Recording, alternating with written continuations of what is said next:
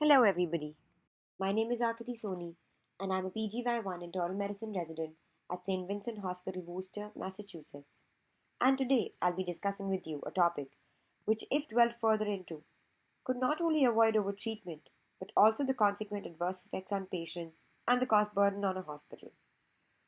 Our study was conducted with the primary aim to distinguish between stroke mimics and true strokes based on clinical features and imaging. So, what is stroke? The World Health Organization defines stroke as a rapidly developing clinical signs of focal or global disturbance in cerebral function lasting more than 24 hours or leading to death with no apparent cause other than a vascular origin. However, in reality, there are multiple conditions that present with neurological deficits mimicking a stroke, the most common of which being seizures, conversion disorder, encephalopathy, brain tumors, and migraines. And because of the time sensitive nature for therapy in strokes, it is not uncommon for strokes to be overdiagnosed and treated with tissue plasminogen activator therapy or TPA. So, we at St. Vincent conducted a retrospective case control study where we identified 116 patients who had received TPA therapy for treatment of an acute thromboembolic stroke. Out of these, 79 patients who had a normal computed tomography angiography or CTA were included for further analysis. They were divided into two groups.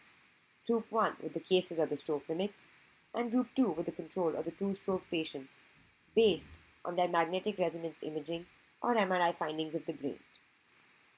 Their individual medical records were reviewed to check for a history of seizure, stroke, hypertension, hyperlipidemia, diabetes, the National Institute of Health Stroke Scale score, hemorrhagic conversion post TPA, encephalopathy, migraine, and conversion disorder. It was found that out of the 79 patients, 46 were stroke mimics. Table 1 shows the distribution of study subjects based on history, and findings reveal that after a Fisher's exact and chi-square test, there was a statistically significant difference between the two groups for prior stroke, history of seizures, depression, migraine, conversion disorder, and post-stroke recrudescence exacerbated by acute encephalopathy. Table 2 shows that there is no statistically significant difference between the groups with regards to age and the NIHS score based on an independent t-test. And Table 3 shows a logistic regression analysis performed using the statistically significant variables from Table 1.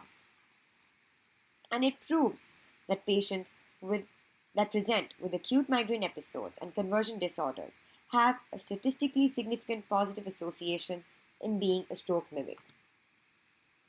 It is true that lab investigations and brain imaging can refine diagnosis, but clinical assessment remains vital because it is the first step in the diagnostic pathway and often directs the speed at which more complex procedures are undertaken.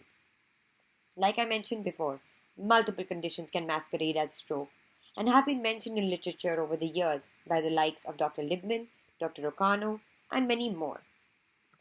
In most of these studies, the most common stroke mimics include brain tumors, toxic or metabolic disorders like hypoglycemia, hyponatremia, thyroid storm, migraines, and conversion disorder. And although such conditions physiologically differ from brain strokes, the similarity of symptoms makes diagnosis difficult.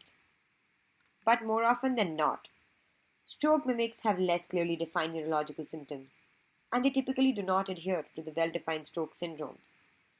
The suddenness at onset is not always evident. Fluctuations in severity are common, and systemic signs, including drowsiness, confusion, headache, agitation, and fever, are much more common in stroke mimics. For these patients, the treatment depends on the treatment of the underlying condition. And while it is not easy to confirm the diagnosis of stroke in the acuity of an emergency department or medical floors, standard of care requires patients to undergo a CT stroke protocol before TP administration. Aura before onset, headache, or a prior history of depression in the setting of a normal CTA might actually point away from a stroke. Based on our findings, it could be postulated that paying more attention to a patient's history and clinical examination as the first step can aid in the accurate diagnosis of stroke mimics and avoid overtreatment. Thank you everyone for joining in, and I hope you have a great day ahead.